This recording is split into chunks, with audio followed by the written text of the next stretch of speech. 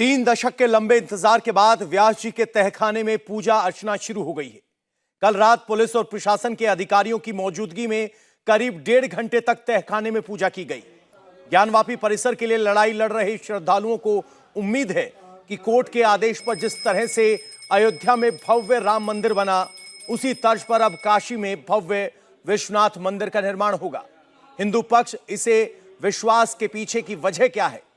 व्यास तहखाने में ऐसा कौन सा रहस्य है जिसके सामने आने से काशी विश्वनाथ के पुनर्निर्माण की सारी बाधाएं खत्म हो जाएंगी? देखिए इस रिपोर्ट में।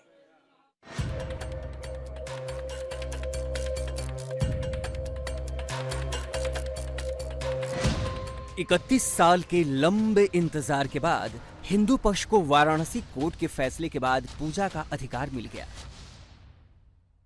सबसे ज्यादा चर्चा व्यास जी के तहखाने की हो रही है।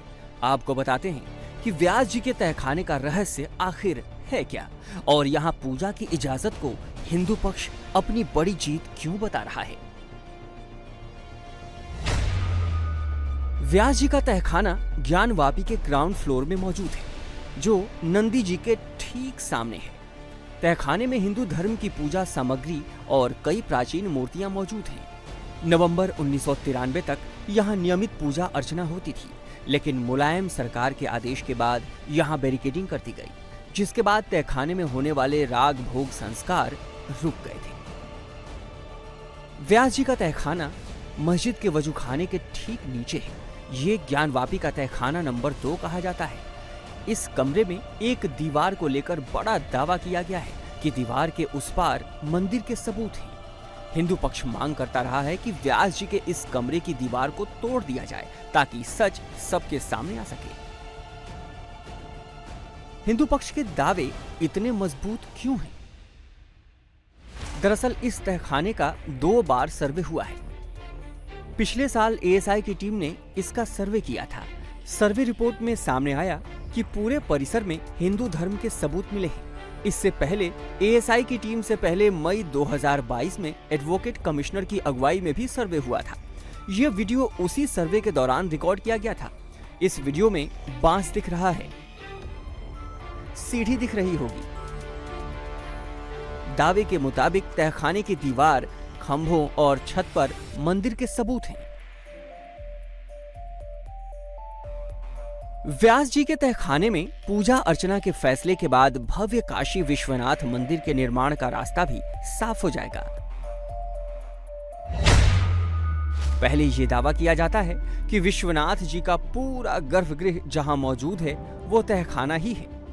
मंदिर के सेवायत पुजारी सोमनाथ व्यास के परिवार का दावा है कि मस्जिद की बैरिकेडिंग से पहले उन्होंने इसे देखा है।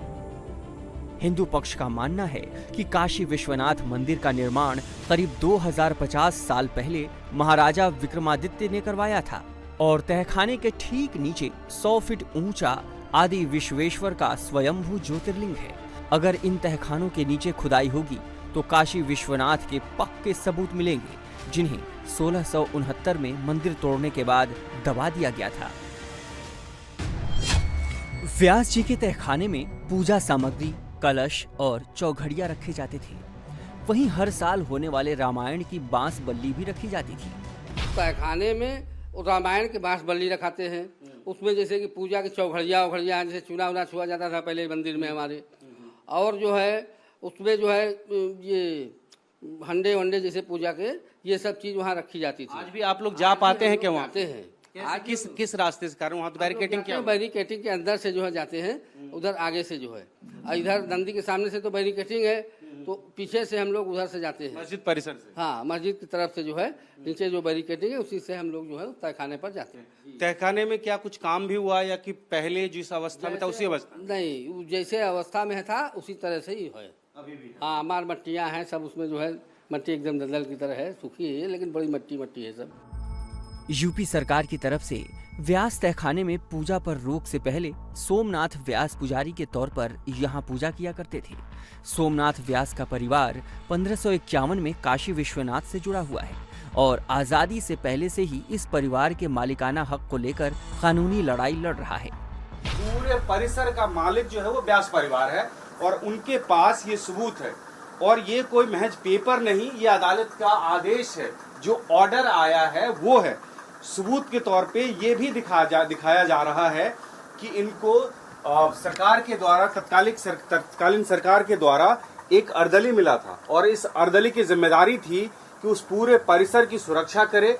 व्यास जी का जो कमरा है, जो वो पूरा परिसर जो है वो एक तरह से उनके अधीन रहता था, उनके सुरक्षा के अधीन। अब हम बात करते हैं कि ये क्या है और इसके बारे में विस्तार से पूछेंगे। वकील साहब भी हमारे साथ हैं, लेकिन पहले व्यास जी से पूछते हैं। व्यास जी, ये बताएं कि अभी ये चर्चा चल रही है, वो मंदिर है, मस्जिद है, बाबा मिल गए, ये कहा जा रहा है, लेकिन जमीन किसकी है? वो जमीन हमारे पूर्वजों की है, व्यास परिवार की है। और किसकी है? जो भी उसके बोलता है कि ये हमारा जो है ये है, वो सब झूठा और फर्जी है। कानूनी दस्तावेजों के मुताबिक ज्ञानवापी परिसर और मस्जिद के एक तहखाने का मालिकाना हक बैजनाथ व्यास के नाम था, जिसे उन्होंने अपने नाती केदारनाथ व्यास, सोमनाथ व्यास समेत 3 नातियों को वसीयत कर दी थी। इसमें एक तहखाने के साथ ही ज्ञानवापी हाता और मकान था। 18वीं शताब्दी से ही व्यास परिवार उस तहखाने की देखभाल कर रहा है। 1854 में कोर्ट ने मस्जिद में वजू का पानी तहखाने की तरफ फेंकने पर रोक लगा दी थी। ये जब 1669 के बाद जब औरंगजेब ने मस्जिद को तामीर करा दिया, जबरदस्ती हमारी जमीन को कब्जा करके बाकायदा उसका खंडर बना के अपनी मस्जिद तामीर करा दिया। उसके बावजूद तमाम मुकदमे हम लोग 18वीं सदी में और 17वीं सदी में इसी तरह के लड़ते रहे कि कोई भी मुसलमान पक्ष हमारे तरफ न आवे, न हमारे तरफ गंदगी फैलाए, न कोई तरह को उपद्रव करे, न हमारे तरफ की 2 दुकानें हैं। अदालत का कुछ फैसला आप सुनाइए जिसमें ये हो कि ये पूरा परिसर जो है वो आप लोगों का। ये देखिए, ये 1854 का फैसला है, 18 नवंबर 1854 का फैसला है।